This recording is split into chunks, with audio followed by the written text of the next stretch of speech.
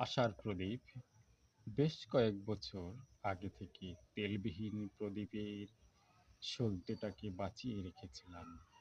নিভু নিভু করে যত আশা সব রেখেছিলাম ওই নিভু নিভু প্রদীপের সলতের মধ্যে জড়ো করে। চলার পথে কত বাধা, আর কালবৈশাখীর ঘূর্ণিপাকে এলোমেলো হাওয়ায় তেলবিহীন সলতেটাকে বুকে আগলে রেখেছি, আশাটাকে কখনো শেষ হতে দেইনি। সব বাধাকে প্রতিহত করেছি, শেষ আশাটুকু বাঁচিয়ে রেখে। সেই আশাটা ছিল ক্ষীণ, সেই আশা আজ প্রভাতে সোনার অরুণ আলোয় উঠল জেগে প্রদীপের শিখায়। নমস্কার।